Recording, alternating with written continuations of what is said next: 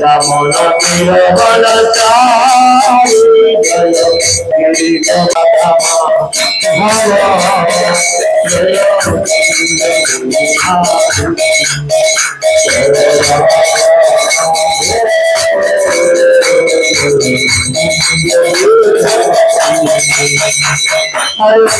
Hare Krishna Krishna Krishna Hare Hare Hare Rama Rama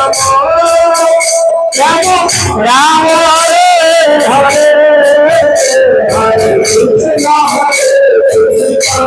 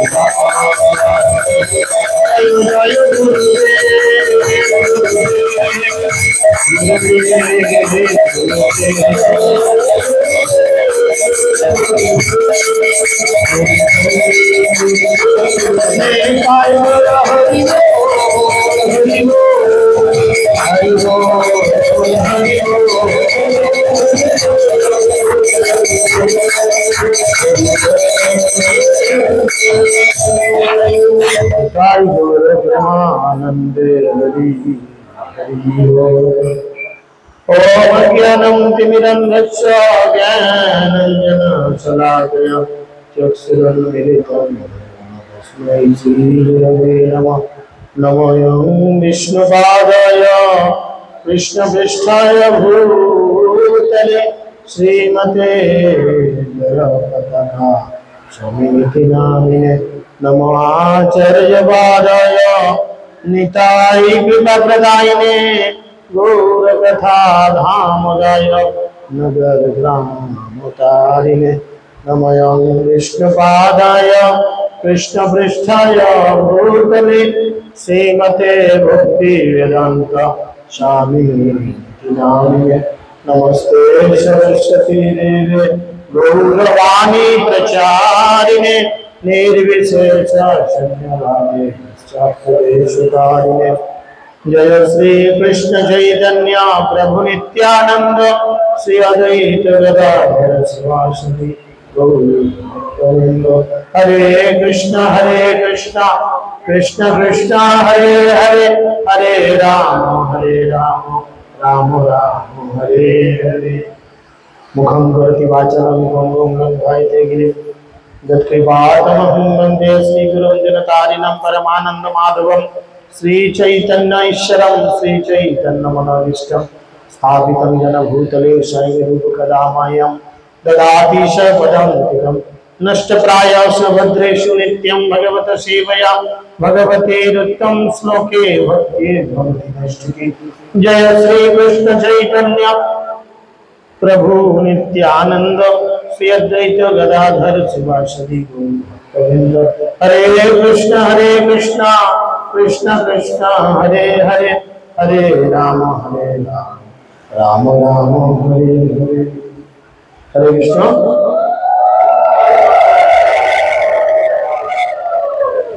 সকলে কৃপা করে প্রভাত করুন আর ভগবানের কথা শ্রবণ করার যোগ্যতা লাভ করার জন্য ভগবানের কাছে প্রার্থনা করুন।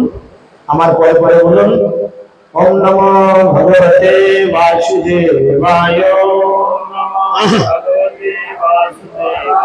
ओम नमो भगवते वासुदेवाय ओम नमो भगवते वासुदेवाय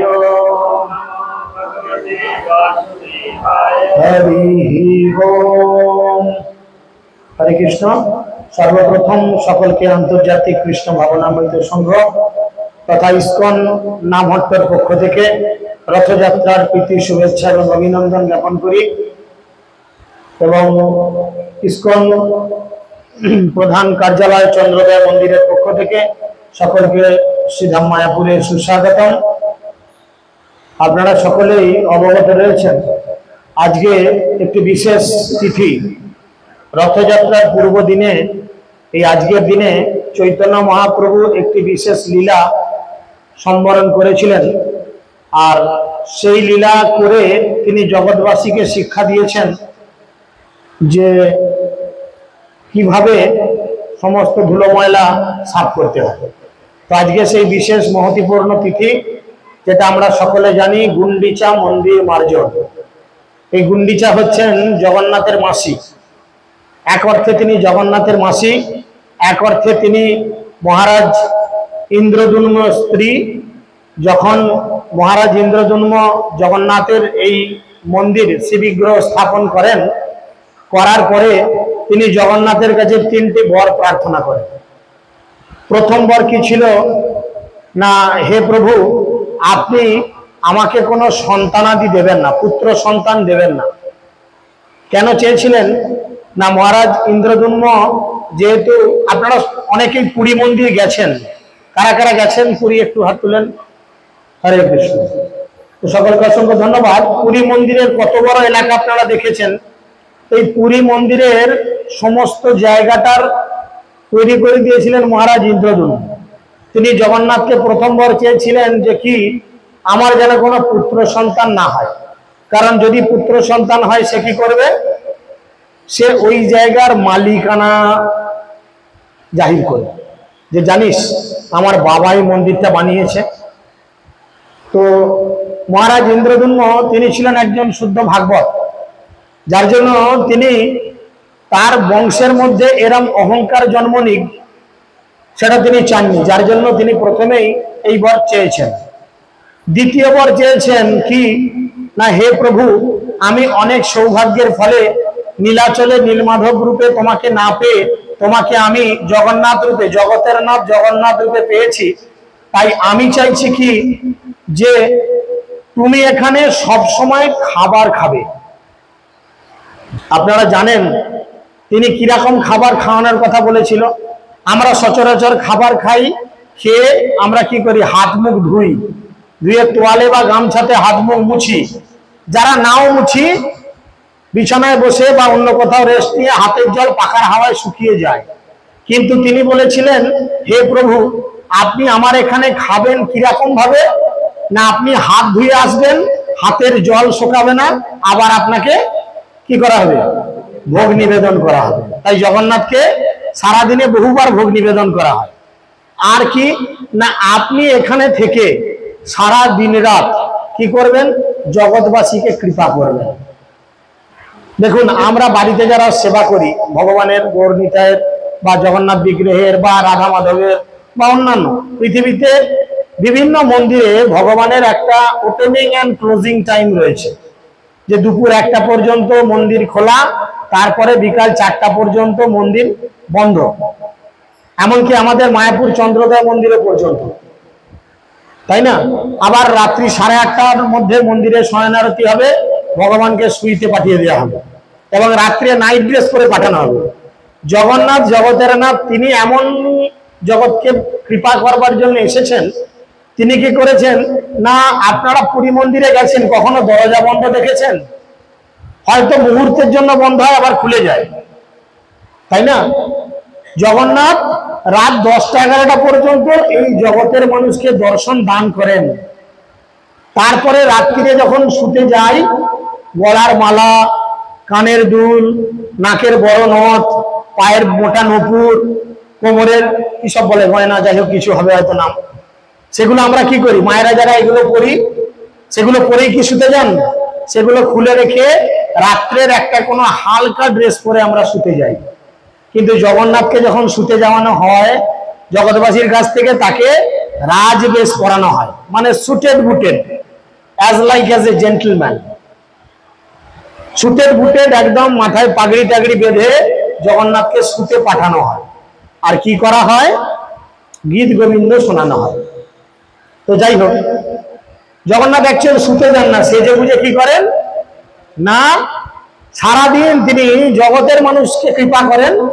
আর রাত্রে, গভীর রাত্রে স্বর্গের দেবদেবীরা জগন্নাথের কাছে আসেন তাদের বিভিন্ন প্রবলেম নিয়ে, তার সলিউশন করার জন্য, আর জগন্নাথ তার সলিউশন দেন। তাই সেই জগন্নাথ কৃপা করে জগৎবাসীকে এই কটা দিন দর্শন দান করেন। শাস্ত্রে বলে রথারূঢ় জগন্নাথকে যদি কেউ একবার দর্শন করেন তার পুনর্জন্ম ন বিদ্যতে। রথারূঢ় জগন্নাথকে দর্শন করলে পুনর্জন্ম ন বিদ্যতে, মানে তাকে আর দ্বিতীয়বার জন্ম মৃত্যুর চক্রে আবর্তিত হতে হয় না। তাই আপনারা অনেকেই সৌভাগ্যবান বা সৌভাগ্যবতী যে আমাদের আন্তর্জাতিক কৃষ্ণ ভাবনামৃত সংঘের পরিচালনায় বা তাদের উদ্যমে আপনাদের এলাকাতেও এই ধরনের রথযাত্রা ছোট হোক বড় হোক হচ্ছে। তো যাই হোক, এই আজকের দিনে মহাপ্রভু কি করেছিলেন না, মহাপ্রভু যখন রথযাত্রায় নীলাচলপুরীতে থাকতেন, আমাদের এই বঙ্গদেশ থেকে তখন 400-500 করে ভক্ত প্রত্যেক বছর যেতেন মহাপ্রভুর সঙ্গে এই রথযাত্রায় অংশগ্রহণ করার জন্য। আর এই রথযাত্রায় অংশগ্রহণ করে 4 মাস তারা মহাপ্রভুর কাছে থাকতেন। কারণ এই রথযাত্রা পেরোনোর পরই আসবে একটা একাদশী, শয়ন একাদশী, বুঝেছেন? তখন তার কিছুদিন দু একদিনের মধ্যে পড়বে চাতুর্মাস্য ব্রত। এই চাতুর্মাস্য ব্রতের মধ্যে কি হবে না, চাতুর্মাস্য ব্রতের মধ্যে ভগবানের বিভিন্ন কৃপা পাওয়ার জন্য ভগবান আমাদের বিভিন্ন ভাবে সুযোগ প্রদান করবে। তাই গৌড়ীয় বৈষ্ণবরা মহাপ্রভুর সান্নিধ্যে গিয়ে এই 4 মাস কি করতেন, তারা চাতুর্মাস্য ব্রত পালন করে তবে বাড়ি ফিরতেন। যেতে 1 মাস, তখন তার জগন্নাথ এক্সপ্রেস থাকেনি, পুরী এক্সপ্রেস থাকেনি, দুরন্ত থাকেনি, আর বন্দে ভারতও থাকেনি।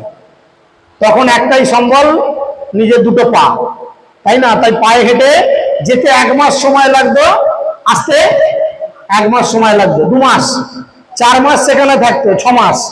তাহলে বছরের কতদিন তারা বাড়ি ছাড়া? হ্যাঁ, 6 মাস, মানে হাফ বছর বাড়ি ছাড়া। আর আমরা নামতে আসতে হলেও অনেকক্ষণ আমাদের ভেবে চিনতে বেরোতে হয়। ভগবানের কাছে যাই, তার জন্য আমাদের অনেক চিন্তা করতে হয়, তাই না? তো যাই হোক, তখন মহাপ্রভু কি করেছেন, একটা মনে মনে প্ল্যান করলেন যে কেবল আমি একা সেবা করব না, আমি সব ভক্তদের দিয়ে সেবা করাবো। তাই জগন্নাথ মন্দিরের দায়িত্বে ছিলেন কাশী মিশ্র, যেটা জগন্নাথ পুরী ধামে কাশী মিশ্রের ভবন বলে রয়েছে, বা যাকে আমরা গম্ভীরা বলে চিনি। এই গম্ভীরার দায়িত্বে ছিলেন কাশী মিশ্র, আর কাশী মিশ্র মন্দিরের এই রথযাত্রার একটা বিশেষ কমিটির মেম্বার ছিলেন। তখন মহাপ্রভু কি করলেন, কাশী মিশ্রকে ডাকলেন। প্রথমে এই কাশী মিশ্রে প্রভু বলাইল, পরিষা পাত্র সার্বভৌমে বলিয়া আনিল। আর সেই মন্দিরের প্রধান যিনি দায়িত্বে ছিলেন তার নাম হচ্ছে সার্বভৌম ভট্টাচার্য, যিনি পরবর্তীকালে মহাপ্রভুর খুব অন্তরঙ্গ পারিষদে পরিণত হন। এখন সার্বভৌম ভট্টাচার্য আর পরিষা মানে যারা মন্দিরে জগন্নাথের সেবা করে, পুরোহিত, ব্রাহ্মণ, এবং কাশী মিশ্র, 3 জনকে নিয়ে মহাপ্রভু মিটিং করছেন। 3 জন পাশে প্রভু হাসিয়া কহিল, গুন্ডিচা মন্দির মার্জন সেবা মাগি নিল। পরিছা কহে, আমি সব সেবক তোমার, যে তোমার ইচ্ছে সেই কর্তব্য আমার। বিশেষে রাজার আজ্ঞা হইয়াছে আমারে, প্রভুর আজ্ঞা যেই সেই শীঘ্র করিবারে। এদিকে সার্বভৌম ভট্টাচার্য আর কাশী মিশ্র বললেন মহাপ্রভুর কাছে এই ধরনের অনুরোধ শুনে, আরে মহাপ্রভু, আপনাকে আর পারমিশন নিতে হবে না। কেন, আমাদের রাজা, তখন রাজা কে ছিল?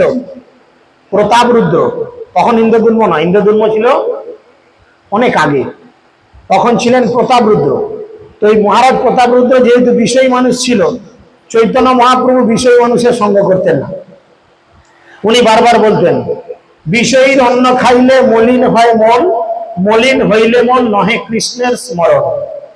যখনই আমরা কোনো বিষয়ী মানুষের সঙ্গ করব, বিষয়ী মানুষ মানে এই নয় যে টাকা পয়সা গাড়ি বাড়ি আছে বলেই সে বিষয়ী। বিষয়ী কাদের বলে? যারা কৃষ্ণকে বাদ দিয়ে নিজেদের ইন্দ্রিয়গুলোকে তৃপ্ত করার জন্য এই সমস্ত বস্তু নিয়ে লালন পালন করেন, তারা হচ্ছেন বিষয়ী। বুঝা গেল? তাই তিনি বিষয়ীদের থেকে দূরে থাকতেন। কেন না, বিষয়ীদের সঙ্গ করার ফলে কি হবে, ধীরে ধীরে মন মলিন হবে। মলিন মানে স্লিপ হবে, স্লিপ। একটা পিচ্ছিল জায়গায় কি হবে, পা পড়লে সেখানে অসাবধানতা হলে স্লিপ খাওয়া যেতে পারে, পড়ে গিয়ে হাত পা ভাঙতে পারে। তাই ভক্তি জীবনে আমরা যদি এরকম ব্যক্তির সান্নিধ্যে আসি যারা বিষয়ী মানুষ, তাহলে কি হবে, আমাদের ভক্তি জীবন সঠিক থাকবে না। তাই মহাপ্রভু কি করেছেন, ওই রাজার সঙ্গ করতেন না। কিন্তু রাজা কি করতেন, এই রথযাত্রার মধ্যে রাজার অনেক লীলা রয়েছে। আমাদের অনেক সিনিয়র বৈষ্ণবরা নিশ্চয়ই রথযাত্রায় বলবেন বিভিন্ন কাহিনী এরকম, যে রাজা কি করছেন, একজন সাধারণ নাগরিকের ড্রেস পরে মহারাজ কি করছেন, গিয়ে ঝাঁট দিচ্ছেন না, কি করছেন, মহাপ্রভুর পা দাবিয়ে দিচ্ছেন। রথের মধ্যে নৃত্য করেছেন, নৃত্য করার পরে পায়ে ব্যথা হয়েছে, লাফালাফি করলে পায়ে লাগে। মহাপ্রভু কি করেছেন, বল্লভ ভট্ট উদ্যানে পা ছড়িয়ে বসে আছেন।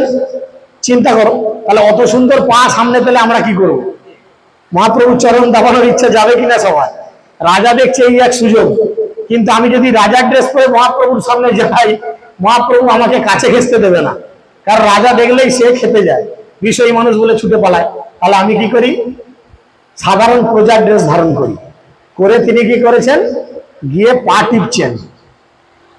টিপছেন। আর মহাপ্রভুর সেই প্রিয়, অতি প্রিয় ভাগবতম থেকে একটি শ্লোক বলছে, যেটা অনেকেরই প্রিয়, গোপীদের সেই গীত খুব সুন্দর করে বলছেন। কি বলছেন? তব কথামৃতম তত্ত্ব জীবনম কবি ভিড়িতম কলমাসাপহম শ্রবণ মঙ্গলম শ্রীমদাততম শ্রবণ মঙ্গলম শ্রীমদাততম কবি ভিড়িতম কলমাসাপহম তব কথামৃতম তত্ত্ব জীবনম কবি ভিড়িতম কলমাসাপহম। তিনি বলছেন, এই শ্লোক পড়ছেন, আর মহাপ্রভু এই শ্লোক শুনে আনন্দে উঠে বসেছেন।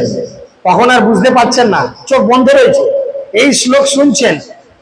আর তিনি ভাবের মধ্যে কি করেছেন? রাজাকে আলিঙ্গন করে ধরেছেন। আর মহারাজ 100 ও তো চাইছে যে কখন আমাকে একবার মহাপ্রভু আলিঙ্গন করবেন, দ্বিতীয়বার চাইছে। বলে খেতে পেলে কি চায়? একটা বাংলা কথা আছে না, খেতে পেলে শুতে চায়। হ্যাঁ, খেতে যদি খেতে পেয়েছে, আবার বলে একটু শুতে দাও। সেরকম রাজা প্রথমবার আলিঙ্গন করেছে, দ্বিতীয়বার আলিঙ্গনের জন্য মন বড় উতলা হয়ে আছে, যেতে চাইছে। মহাপ্রভু কড়া নির্দেশ দিয়েছে, নিত্যানন্দ প্রভুকে বলেছে, গদাধর পণ্ডিতকে বলেছে যে এখানে আমার কাছে কেউ যেন না ঘেঁষে। তখন অদ্বৈতাচার্য গিয়ে বলছে, প্রভু ছোট ছেলেকে নিয়ে আসি, রাজার ছেলে, তাকে তুমি কৃপা করো, তাই না? বলে যাকে ভালোবাসি তাকে যদি সামনে নাও পাই, তার জামা প্যান্টটা দেখলে অনেক খুশি, তাই না? সেরকম তখন রাজার ছেলেকে কি করেছে? ছোট্ট গোপালের মতো সাজিয়ে নিয়ে এসছে। সুন্দর পিঠ বসন, মানে কি বলে, হলুদ কালারের, গ্লসি হলুদ, যেটা হলুদ কালারের ধুতি, গলার মধ্যে উত্তরী, মাথার মধ্যে সিখিপুচ্ছ এবং হাতে বাঁশি, একদম ছোট্ট কৃষ্ণর মতো সাজিয়ে এনেছে। এসে মহাপ্রভুর সামনে দিয়েছে। আর মহাপ্রভু কি করেছেন? তাকে দর্শন মাত্র আলিঙ্গন করেছে, করে নিজের উত্তরীয়টা খুলে তার গলায় পরিয়ে দিয়েছে। আর যখন সেই রাজার পুত্র রাজার কাছে ফিরে গেছেন, রাজা তখন সেই উত্তরীয়টাকে আলিঙ্গন করে মহাপ্রভুর আলিঙ্গনের স্বাদ আস্বাদন করেছেন। তো সেই মহাপ্রভু কি করেছেন? যখন এইভাবে কৃপা করেছেন, রাজা জগতে ঘোষণা করে দিয়েছে উড়িষ্যা জুড়ে যে মহাপ্রভু যা চাইবে কেউ যেন বাধা না দেয়। তাই আপনি মন্দির পরিষ্কার করতে চাইছেন, এত ছোট কাজ? বলছে হ্যাঁ, এই ছোট কাজটাই আমি করতে চাই, কিন্তু এই ছোট কাজ করার জন্য অনেক কিছু বিষয় লাগে। এখন আমরা পুরীতে গিয়ে দেখেছি গুন্ডিচা মন্দির অনেক বড়, যদিও আমাদের এখানে গুন্ডিচা মন্দির ছোট হয়েছে। আমাদের অন্যান্য যে সমস্ত জায়গায় রথযাত্রা চলছে, তারকেশ্বর, চুঁচুড়ো, ব্যান্ডেল বা সিঙ্গুর ইত্যাদি জায়গায় গুন্ডিচা একটু বড় হয়েছে। তো যেহেতু এটা নতুন, এখন ছোট গুন্ডিচা মন্দির হয়েছে। পরবর্তী দিনে হয়তো গুরু গৌরাঙ্গের কৃপায় বড় গুন্ডিচা আকার ধারণ করতে পারে। তো সেই গুন্ডিচা মন্দিরকে মার্জন, এটা প্রত্যেক ভক্তের দরকার। গুন্ডিচা মন্দির মানে যেখানে ভগবান গিয়ে বসবেন। আপনারা চান ভগবান আপনাদের হৃদয়ে বসুন? কে কে চান? হাত তুলেন। ভগবান হৃদয়ে বসুন যদি চান। ধরুন বাড়ির সব থেকে মূল্যবান একজন ভিআইপি গেস্ট আপনার জামাই, আপনার মেয়ের বিয়ে হয়েছে, তাহলে জামাই হচ্ছে সব থেকে আপনার মূল্যবান গেস্ট। এখন জামাই বাড়িতে আসলে জামাইকে যে ঘরটায় আপনি থাকতে দেবেন, যে জায়গায় বসতে দেবেন, সেই জায়গাটা যদি নোংরা হয়, জামাইকে সম্মান করা হবে না? জামাই বসতে চাইবে, তাহলে জামাইয়ের জন্য একটা স্পেশাল জায়গা হয়। সেরকম ভগবান হচ্ছেন সুপ্রিম পার্সোনালিটি অফ গডহেড। তিনি হচ্ছেন অনন্ত ব্রহ্মাণ্ডের মালিক, অনন্ত কোটি ব্রহ্মাণ্ডের মালিক। ব্রহ্মাজি নিজে ঘোষণা করছেন, কি বলছেন? ঈশ্বরঃ পরম কৃষ্ণ সচ্চিদানন্দ বিগ্রহ অনাদিরাদি গোবিন্দ সর্বকারণম কারণম।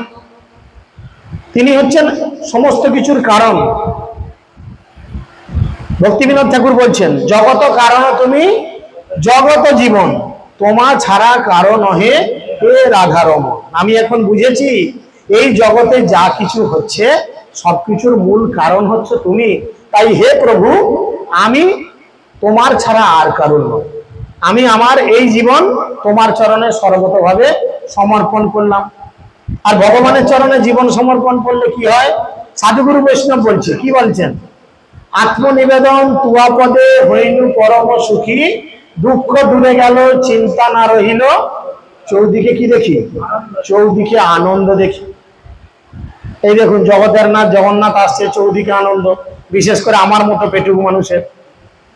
এই নদিন আমাদের উপোসের বালাই নাই।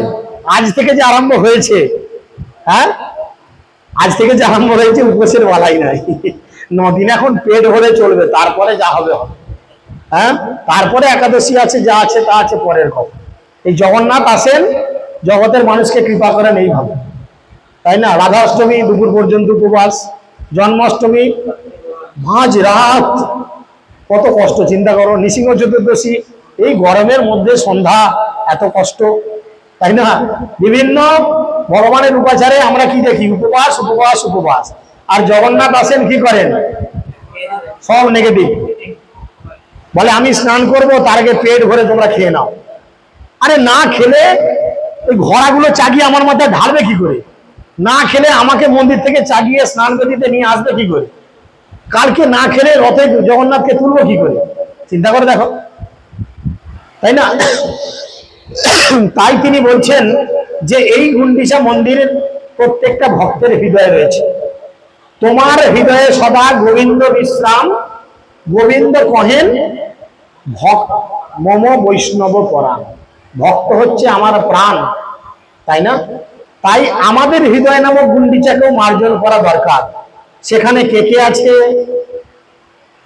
কাম, ক্রোধ, লোভ, মদ, মোহ, মাৎসর্য, এই 6টি শত্রু।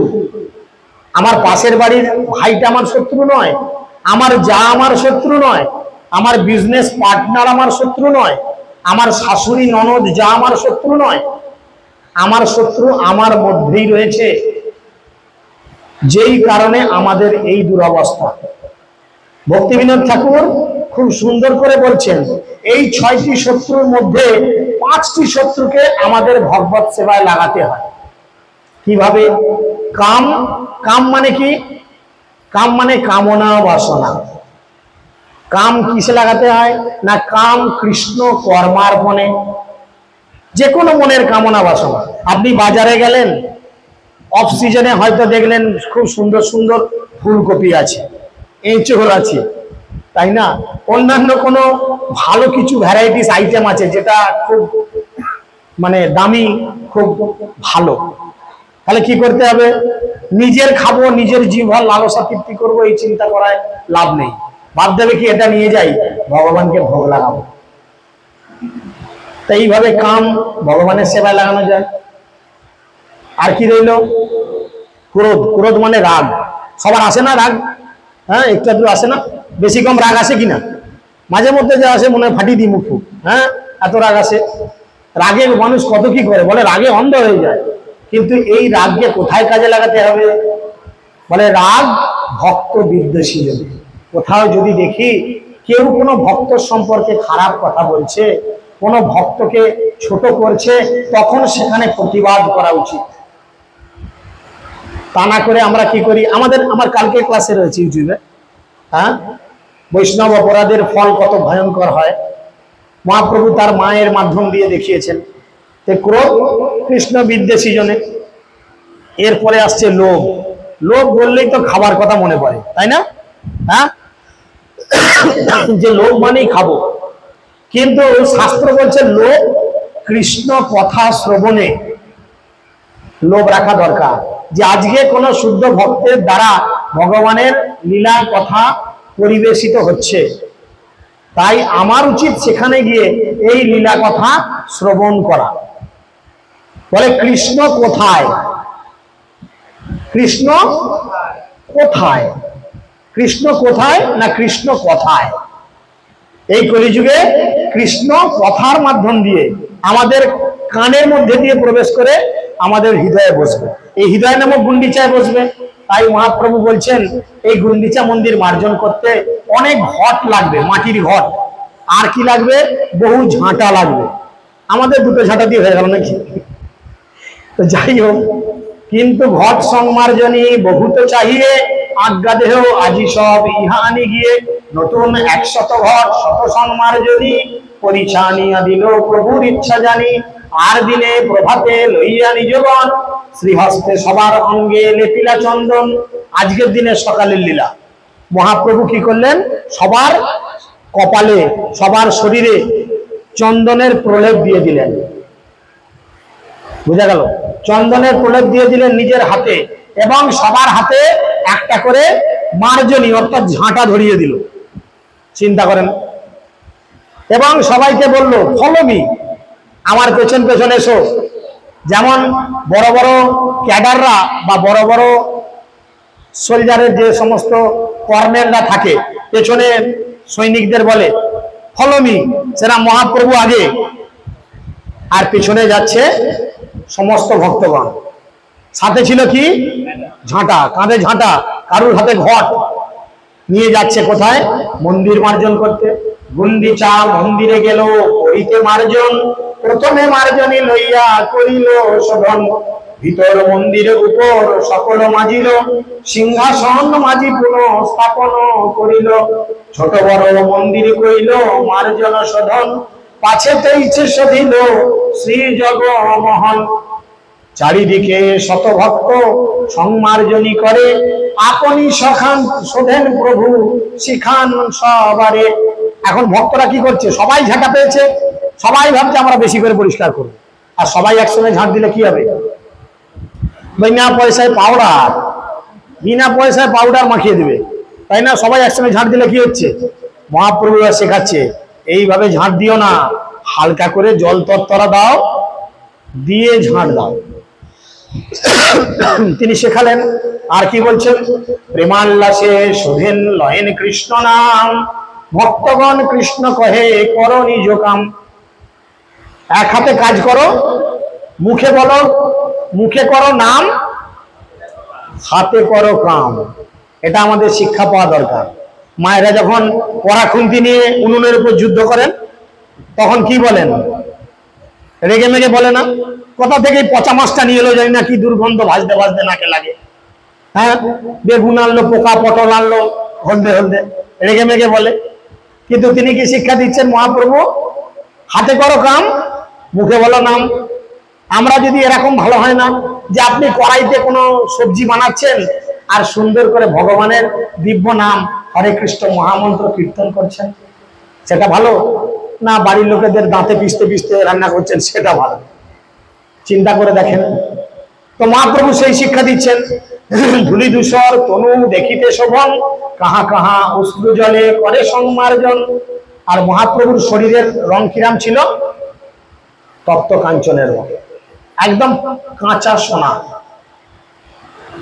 আর এর উপরে যখন ধুলো পড়েছে, কি হচ্ছে? অপূর্ব সুন্দর লাগছে। দেখবেন এরকম ফিলিং অনেক সময় হয়।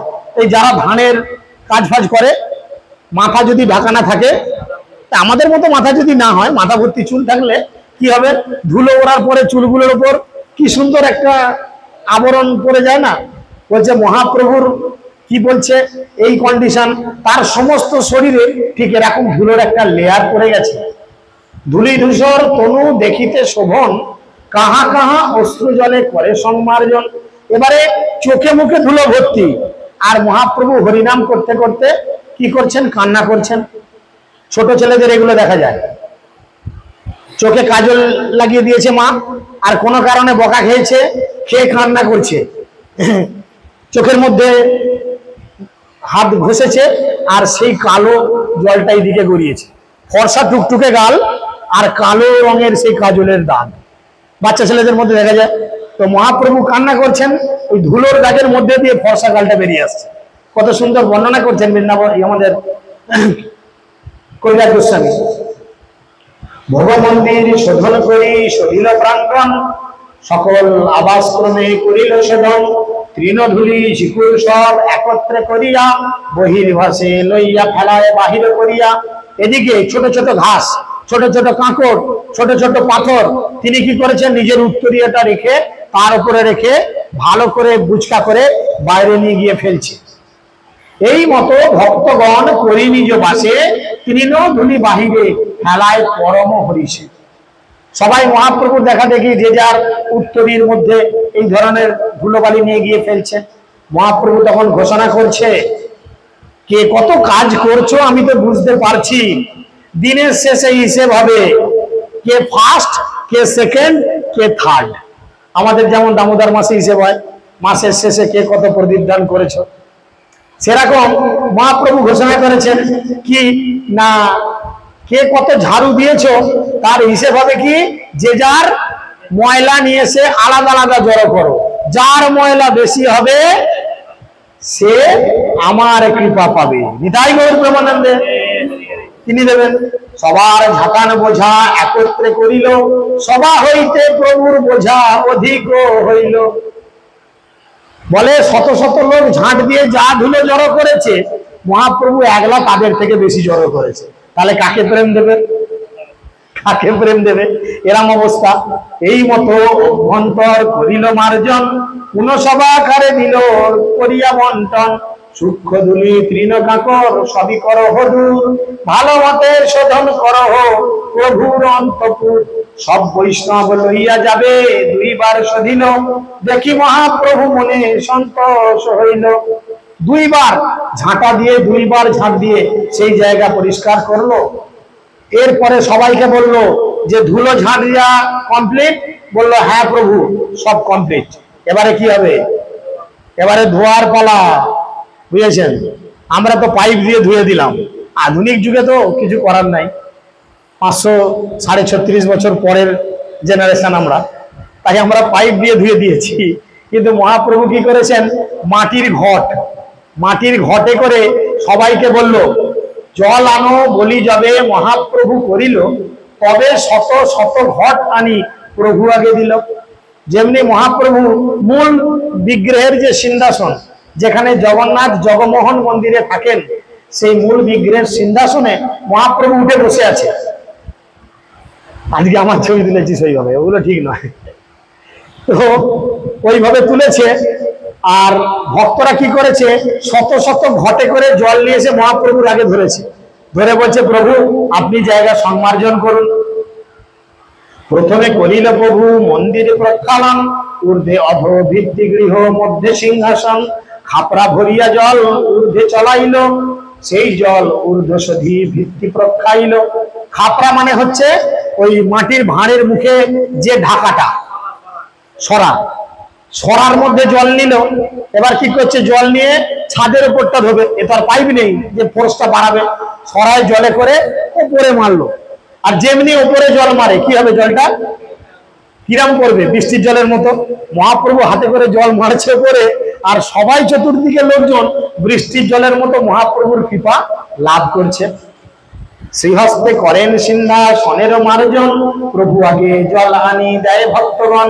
ভক্তগণ করে গৃহ মধ্যে প্রক্ষালন, নিজ নিজ হস্তে করে মন্দির মার্জন। কেহ জল আনি দেয় মহাপ্রভুর করে, কেহ জল দেয় তার চরণ উপরে। কিছু কিছু ভক্ত দেখছে মহাপ্রভুর একটা কঠিন নির্দেশ ছিল যে আমার পা ধোয়া জল যেন কেউ কোনোদিন না পায়। কেবলমাত্র একজনই পেয়েছিল। কে পেয়েছিল? গোবিন্দ ঘোষ। আর সে আবার আমাদের হুগলি জেলারই লোক। কি কারণে পেয়েছিল? আমাদের হুগলিরই লোক, আমাদের হুগলিরই লীলা, তাই না? হুগলিরই লীলা। ঝরু ঠাকুরের শ্রীপাঠে গিয়ে তার উচ্ছিষ্ট আম খেয়েছিল, এঁটো আম, এঁটো বাকলা খেয়েছিল। বৈষ্ণবের উচ্ছিষ্ট খেয়ে খেয়ে সে হইল বুড়া। আর যখন নীলাচলে গেল, মহাপ্রভু পা ধুয়ে মন্দিরে ঢুকতো, হাত পেতে দিত তলায়। হাতে কি আসতো? চরণামৃত। একবার খেলো, দুবার খেলো, তিনবার খেলো, তিনবারের বার ধরেছে, বলে গোবিন্দ এবারে স্টপ, এবারে তুমি বন্ধ করো। যেমন সুদামাকে বাধা দিয়েছিল, যখন কৃষ্ণ তিনবার মুখের মধ্যে সেই চাল ভাজা নিয়েছে, দেবী রুক্মিণী গিয়ে হাত ধরেছে, ধরে বলে যে এই তিনবারে তুমি ওকে সবকিছু করে দিয়েছো, যদি বাকিটা তুমি গ্রহণ করো তাহলে আমাদের জন্য কি থাকবে? তো সেরকম অবস্থা হয়েছে। ভক্তরা চিন্তা করছে মহাপ্রভুর তো চরণে জল দিতে কোনোদিন দেয় না, এই সুযোগ, সবাই জল ঢালছে, মহাপ্রভুর হাতে কেউ ভাঁড় দিচ্ছে, মহাপ্রভু ঝোঁকের মাথায় সেই ভাঁড়ে নিয়ে জল ঢালছে, বেদির ওপর বেদি মুছছে, আর আমি জল দিতে গিয়ে একটু ইচ্ছা করে হাতটা চলকে দিয়ে মহাপ্রভুর পায়ে একটু জল দিয়ে দিই, তাহলে আমার কি হবে? রথ দেখা কলা বেচা দুটোই হবে, জলও দেওয়া হবে আর প্রভুর চরণে জল দিয়ে দেওয়া হবে। অনেক ভক্তেরাম করে চালাকি করছে। এখন মহাপ্রভু তো বুঝেন। শুধু তাই নয়, কোন কোন ভক্ত ভাবছে এই মহাপ্রভুর পাদরোগ যদি আমার কপালে একবার জোটে তাহলে কি হবে? জীবন সার্থক। ভক্তিবিনোদ ঠাকুর যেমন বলছেন, জন্ম সফল তার, জীবনে একবার কৃষ্ণ দর্শন হইয়াছে যাহার, বিকশিয়া হৃদনয়ন করি কৃষ্ণ দর্শন, ছাড়ে জীব চিত্তের বিকার। যদি আমাদের জীবনে অন্তত একবার কৃষ্ণকে দর্শন হয় তাহলে আমাদের জীবন ধন্য। তাহলে আমরা আমাদের চিত্তের যে বিকারগ্রস্ত অবস্থা, আমি ডাক্তার, আমি ইঞ্জিনিয়ার, আমি প্রফেসর, আমি ব্যারিস্টার, আমি স্ত্রী, আমি পুরুষ, আমি সুন্দরী, আমি কুৎসিত ইত্যাদি ইত্যাদি যে জাগতিক ডেজিগনেশন, এর থেকে আমরা বেরিয়ে আসবো। তখন আমাদের একটাই পরিচয় হবে কি? আমি নিত্য কৃষ্ণ দাস। জীব নিত্য কৃষ্ণ দাস করিলে এই বিশ্বাস, তার তো আর দুঃখ নাই। জগতে কার দুঃখ নাই? যে জানে আমি ভগবানের চাকর। আমি দিদির চাকর না, দাদার চাকর না, বইয়ের চাকর না, ছেলের চাকর না, পাড়ার লোকের চাকর না, কারোর চাকর না, আমি ভগবানের চাকর। কোনো চাপ নাই, তার কোনো দুঃখ নাই। তাই মানুষ কি চিন্তা করছে? শুধু পায়ে জল ঢেলেও কেউ শান্তি পাচ্ছে না। কেউ কেউ কি করছে না, কেহ লুকাইয়া করে সেই জল পান, কেহ মাগি লয়, কেহ অন্যে করে দান। কেউ কেউ পায়ের নিচে হাতটা ঠেকিয়ে দিচ্ছে, ইচ্ছা করে এদিকে জল ঢালছে, এদিকে হাত ঠেকানো আছে। হাতে কি আসছে? মহাপ্রভুর চরণ ধৌত জল, চরণামৃত আসছে, একটু খাচ্ছে। পাশের লোক যে আছে সে দেখেছে, যেই আমাকে একটু দিবি না, তাকে দিচ্ছে। এই করে করে যে যার মধ্যে এরকম বিলি চলছে, কেউ কিছু বলছে না। ঘর ধুই প্রাণালিকার জল ছাড়ি দিল, সেই জল প্রাঙ্গণ সব ভরিয়া রহিল। এতক্ষণ ড্রেনটা বন্ধ করা ছিল। এই ছেলেবেলায় আমরা অনেকে করতাম, বা এখনো অনেকে করে। বাথরুমের মধ্যে দেখবেন ওই আউটলেটটাকে বুঝিয়ে দেয়, মানে ড্রেনটাকে বুঝিয়ে দেয়, কিছু কাপড় ন্যাকড়া প্যান্ট জামা দিয়ে বুঝিয়ে দেয়, দিয়ে শাওয়ার বা কল খুলে দেয়। সে বাথরুমের মধ্যে চৌবাচ্চার মতো জল হয়ে যায়। হ্যাঁ, এরকম হয় না? হঠাৎ করে যখন সেটাকে খুলে দেওয়া হয়, সেই ড্রেনটা দিয়ে একদম ফোর্সে জল বেরোয়। এতক্ষণ ঘরের ড্রেন বোঝানো ছিল, মহাপ্রভু সব মুছেছেন, ধুয়েছেন, এবারে সেই ড্রেনের মুখ খুলে দিয়েছেন। বলছে এত জল ওভারফ্লো হয়ে বেরোচ্ছে যে সমস্ত মন্দির প্রাঙ্গণ যেন ভাসিয়ে দিল। নিজ বস্ত্রে কইল প্রভু গৃহ সংমার্জন, মহাপ্রভু নিজ বস্ত্রে করিল মাজিল সিংহাসন। মহাপ্রভু কি করলেন? নিজের বস্ত্র দিয়ে, নিজের গলবস্ত্র দিয়ে কি করলেন? সেই সিংহাসনকে মার্জনা করলেন। এবং সিংহাসনকে মার্জনা করে কি করলেন? শতঘট জলে হইল মন্দির মার্জন, মন্দির শোধিয়া কইল যেন নিজমন, নির্মল শীতল স্নিগ্ধ করিল মন্দিরে, আপন হৃদয়ে যেন ধরিল বাহিরে। শত শত জঞ্জল ভরে সরোবরে, ঘাটে স্থান নাহি কেহ, কূপে জল ভরে। এত লোকের লাইন পড়েছে যে ঘাটে আর দাঁড়াবার জায়গা নেই। কিভাবে করছে? এ ঘটে করে জল তুলে ওর হাতে দিচ্ছে, ও আরেকজনের হাতে চেন সিস্টেম গিয়ে মহাপ্রভুর কাছে পৌঁছাচ্ছে। অনেকে ঘাট ভর্তি হয়ে গেছে দেখে পাত কুয়ায় গেছে জল তুলতে। পূর্ণ কুম্ভ লইয়া আইসে শত ভক্তগণ, শূন্য ঘট লইয়া যায় আর শতজন। কিছু কিছু লোক, 100 জন লোক যদি ঘট ভর্তি জল নিয়ে আসছে, সে 100 জন লোক ফাঁকা খালি ঘট নিয়ে যাচ্ছে। নিত্যানন্দ অদ্বৈত স্বরূপ ভারতীপুরী, ইহা বিনু আর সব আনে জল ভরি। ঘটে ঘটে ঠেকি কত ঘট ভাঙি গেল, শত শত ঘট লোক তাহা লইয়া আইল। জল ভরে ঘর ধোয়া করে হরিধ্বনি, কৃষ্ণ হরিধ্বনি বিনা আর কিছু নাহি শুনি। কৃষ্ণ কৃষ্ণ কহি ঘটে ঘটের প্রার্থন, কৃষ্ণ কৃষ্ণ কহি করে ঘট সম্পর্পণ। যেই যেই কহে সেই কহে কৃষ্ণ নামে, কৃষ্ণ নাম হইল সংকেত সর্বকামে। প্রেমাবেশে প্রভু কহে কৃষ্ণ কৃষ্ণ নাম, একলে প্রেমাবেশে করে শত জনের কাম। শত হস্তে করেন যেন স্ফালন মার্জন, প্রতিজন পাশে যাই করায় শৃঙ্খন। সবার কাছে মহাপ্রভু যাচ্ছে, এতক্ষণ মাঝামাঝি করেছে, এবার সবার কাছে গিয়ে দেখছে এই তোমার কাজটা ঠিক হচ্ছে, তুমি এখানটা ভালো করে মাজছো না কেন, এখানটা একটু স্কচ ব্রাইট দিয়ে ঘষো, এই এই কালো দাগগুলো উঠে যাবে, হচ্ছিল কি না? মোড়ালি মারছে যেমন, মহাপ্রভু কি করছেন, সবার পেছনে গিয়ে দাঁড়িয়ে দাঁড়িয়ে দেখছে আর বলছে এই কাজটা এইভাবে করো।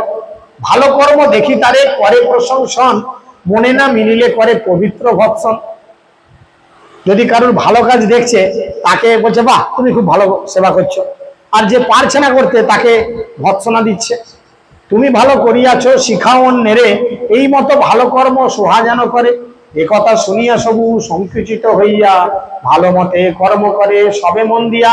তবে প্রক্ষালন কইল শ্রী জগমোহন, ভোগ মন্দিরে আদি তবে করিল প্রক্ষালন। নাটশালা ধুইল চত্বর প্রাঙ্গণ, পাকশালা আদি করিল প্রক্ষালন। মন্দিরের চতুর্দিকে প্রক্ষালন কইল, সব অন্তপুর ভালো মতো ধোয়াইল। কি করলেন? শুধুমাত্র জগন্নাথের জগমোহনকেই ধোয়ালেন না, তিনি নাট মন্দির ধোয়ালেন এবং রন্ধনশালা তাকেও ধোয়ালেন। বুঝতে পেরেছেন? তাহলে আজকের দিনে ভক্তদের এই আচরণগুলো করা উচিত। এই সময় একজন গৌরীয় বুড়ো লোক, বুঝেছেন, একজন বুড়ো লোক, সে ভাবলো সবাই তো চরণামৃত পেল, আমার কপালে তো জুটলো না। সে তখন একটা ঘটে করে জল এনেছে। হেনকালে গৌরীয় এক সুবুদ্ধি সরল, প্রভুর চরণ যুগে দিল ঘট জল। মহাপ্রভু দাঁড়িয়ে আছে, তার সামনেই পায়ে জল দিয়ে দিয়েছে। ব্যাস, এবারে তো তেলে বেগুনে জ্বলে গেছে মহাপ্রভু। সেই জল লইয়া আপনে পান কইল, তাহা দেখি প্রভুর মনে দুঃখ রস হইল। পায়ে জল তো দিলই, আবার চরণের জল নিয়ে চরণামৃত স্বরূপ গ্রহণ করেছে। এবারে মহাপ্রভু রেগে গেছেন। যদ্যপি গোসাই তারে হইয়াছে সন্তোষ, ধর্ম স্থাপন লাগি বাহিরে মহারস। তিনি কি করেছেন? রেগে গিয়ে তার হাতটা ধরেছে, হিড় করে টানতে টানতে তাকে বাইরে নিয়ে গেছে, গিয়ে স্বরূপ দামোদরকে ডেকেছে। ডেকে বলছে শিক্ষা লাগি স্বরূপের ডাকি কইল তাহারে, এই দেখো তোমার গৌরীয়র ব্যবহারে। এই দেখো আনাড়ি গোয়ার লোক নিয়ে এসছো বাংলা থেকে, তাই না? এইসব লোক তুমি নিয়ে আসবে না। ঈশ্বর মন্দিরে মোর পদ ধোয়াইল, সেই জল আপনি লইয়া পান করিল। ভগবানের মন্দিরে আমার পা ধোয়ালো। অ্যাকচুয়ালি এগুলো শিক্ষা, এগুলো শিক্ষা। রূপ গোস্বামী পাদ তার ভক্তি গ্রন্থে বলছেন, ভক্তি রসামৃত সিন্ধু গ্রন্থে বলছেন যে মন্দিরে শিববিগ্রহের সামনে কি করা উচিত নয়, কাউকে অন্য ব্যক্তিকে প্রণাম করা উচিত নয়। মন্দিরে শিববিগ্রহের সামনে ভগবান ছাড়া অন্য কারুর প্রশংসা করা উচিত নয়। আরো অনেক 64 অপরাধ রয়েছে, 64 সেবা অপরাধ রয়েছে, যেটা ভক্তি রসামৃত সিন্ধু গ্রন্থে একটা একটা করে বলছে। মন্দিরের সামনে দাঁড়িয়ে উচ্চ ঈশ্বরে কথা বলা উচিত নয়। মন্দিরের সামনে এসে বিশেষ করে মায়েদের চুল খুলে রাখা উচিত নয়। নীল অথবা লাল চকচকে গ্লসি শাড়ি পরে ভগবানের সামনে আসা উচিত নয়। পা ছড়িয়ে বসা উচিত নয় ভগবানের সামনে। এরকম অনেক 64 অপরাধ রয়েছে, যেটা ভক্তি রসামৃত সিন্ধু গ্রন্থে বলছেন। সেই শিক্ষা মহাপ্রভু দিচ্ছেন যে আমি জগন্নাথের মন্দির, কারণ তিনি তো ভক্ত ভাব অঙ্গীকার করে এসেছিলেন। তিনি মানুষকে শিখিয়েছেন কেমন করে কৃষ্ণকে ভালোবাসতে হয়। তাই তিনি বলছেন ঈশ্বর মন্দিরে মোর পদ ধোয়াইল, সেই জল আনি লইয়া পান কইল। ভগবানের মন্দিরে আমার পা ধোয়ালো, সেই জল নিজে গ্রহণ করলো। এই অপরাধে মোর কাহা হবে গতি, তোমরা গৌরীয় করো এতক ফৌজতি। তোমরা গৌরীয়রা এমন ফাজলামি করো, ফৌজতি মানে হচ্ছে ফাজলামি করা। তোমরা এমন ফাজলামি করো যে তোমাদের জন্য আমার নরকগতি হবে। ভগবানের নরকগতি হবে, কিন্তু তিনি শিক্ষা দিচ্ছেন। মহাপ্রভু এই জগতে কেন এসেছেন? শ্রীকৃষ্ণ চৈতন্য প্রভু জীবে দয়া করি, সপার্ষদ স্বীয় ধাম সহ অবতারী। কেন আসলেন? অত্যন্ত দুর্লভ প্রেম করিবারে দান, শিখায় শরণাগতি ভক্তের প্রাণ। মহাপ্রভু নিজে আচরণ করে শিক্ষা দিচ্ছেন কি করে ভগবানকে ভালোবাসতে হয়। তিনি শেখাচ্ছেন কি করে ভগবানকে ভালোবাসতে হয়। তাহলে আমাদের ভগবানকে ভালোবাসা মানে কি? নকুলদানা আর খটখটে বাতাসা আর এই অশোকের দোকানে গেলে একটা এই 5 টাকা ধূপের কাঠি, মশাও পালাবে, ভগবানও পালাবে। ভগবানের প্রতি ভালোবাসা রাখুন। আমরা দোকানে গেলে ঠাকুর পুজো হবে, তো এমন মুখটা ভেঙচিয়ে বলবো দোকানদারা জানে ঠাকুর পুজো মানে ও হত ছাড়ার জন্য একটা সব থেকে ফালতু জিনিস দিয়ে দাও। কিন্তু এখানে মহাপ্রভু শিক্ষা দিচ্ছেন কি কি না, কিভাবে কৃষ্ণকে ভালোবাসতে হয়, ভগবানকে কিভাবে ভালোবাসতে হয়। জানেন কিভাবে ভগবানকে ভালোবাসতে হয়? কিভাবে? নিজের মতো করে। আমরা নিজেকে কিরকম ভালোবাসি, কত যত্ন করি না? গালে একটা ব্রণ হলে কত যত্ন করি, হ্যাঁ, পেটটায় গ্যাস হলে কত চিন্তা করি। কোনোদিন জগন্নাথকে জিজ্ঞেস করেছি যে তোমাকে তো এত তেলে ভাজা এত কিছু খাওয়াচ্ছি, তোমার পেটে গ্যাস অম্বল বদহজম হচ্ছে না? জিজ্ঞেস করিনি, কিন্তু এরকম লীলাও ছিল। দিন 5 আগে একটা ক্লাসে বলেছিলাম না, নিম পাতা বাটা খাইয়েছিল জগন্নাথকে তার মা। যাই হোক, তাই তিনি বলছে তোমরা এমন ফাজলামি করলে আমার এরকম অবস্থা হলো। তবে স্বরূপ গোসাই তার ঘাড়ে হাত দিয়া, তখন স্বরূপ গোসাই কি করেছে, রেগে গেছে, মহাপ্রভু রেগে গেছে। এখন এর উপরে একটু ইচ্ছা না গেলেও লোক দেখানো রাগ করতে হবে যাতে মহাপ্রভু খুশি হয়। তখন তার ঘাড়ে হাত দিয়া টোকা মারি পুরীর বাহিরে রাখিলে লইয়া, তার মাথায় চাপড়ে পিঠটা ধরে ঘাড় ধরে ঠেলে তাকে বার করে দিল।